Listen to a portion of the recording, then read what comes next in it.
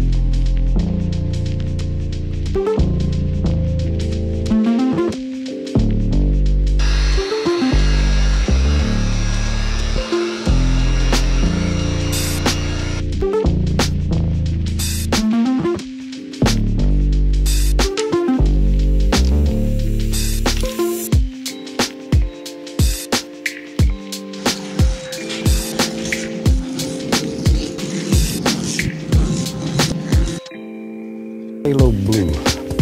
Just work it into the bristles.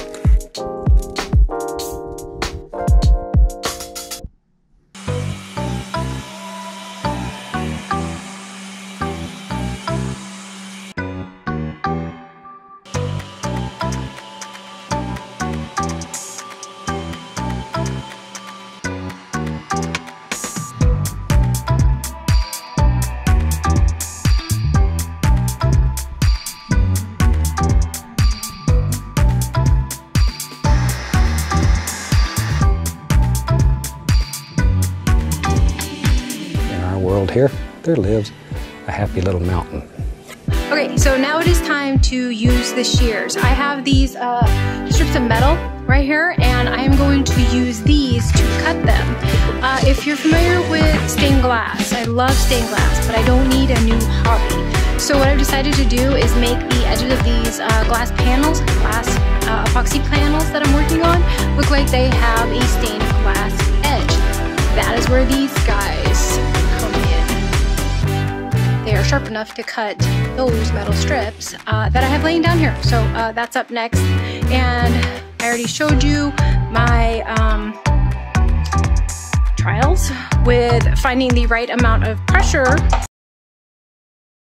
So I'm experimenting here with the amount of torque that it takes to distort the epoxy, and also because I didn't want to use washers in this, that's why you see this one, but as you can clearly see, that is completely tweaked the epoxy. So so far I have this one set at 10 pounds, and I'm going to see what it takes to basically get it to not do that right there.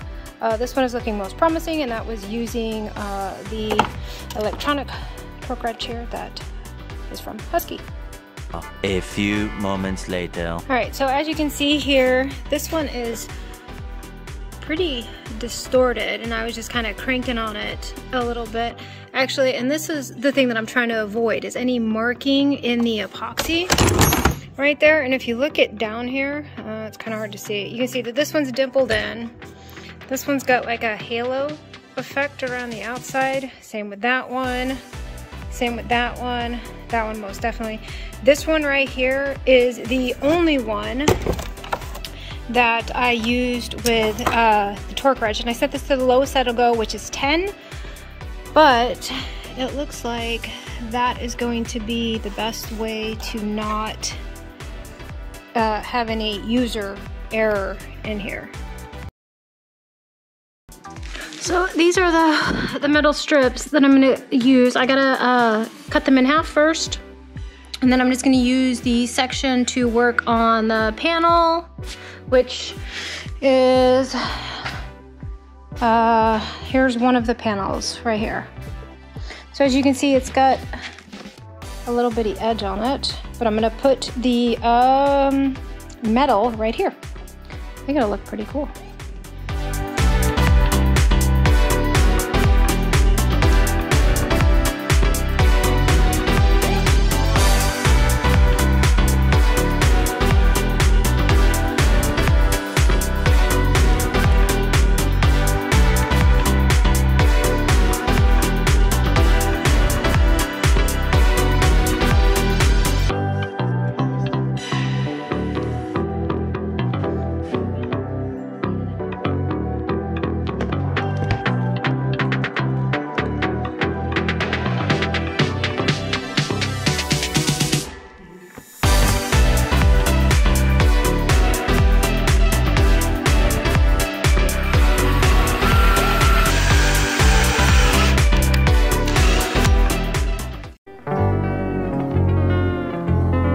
Alright, so I am sitting here pulling the edges off of this. Well, it was a great idea. It was a new idea, and I'm going to explore it further.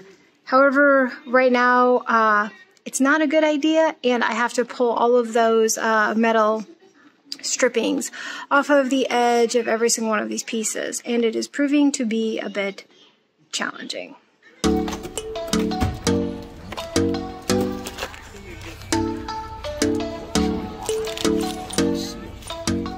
All right, so in order to turn this on, just hold that.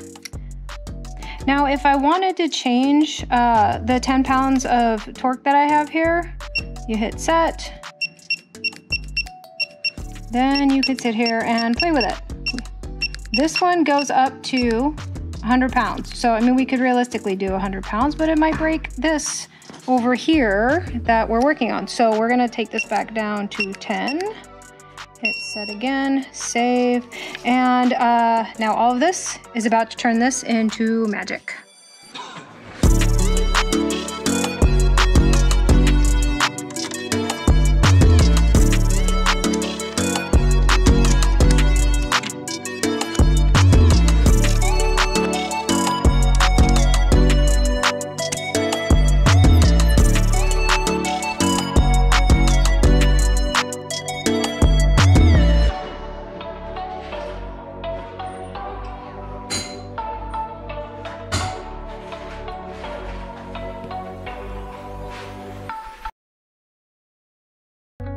Whether you're doing home or auto repairs, getting nuts and bolts properly secured, especially in tight spaces, can be tricky. That's when knowing how to use a torque wrench comes in handy.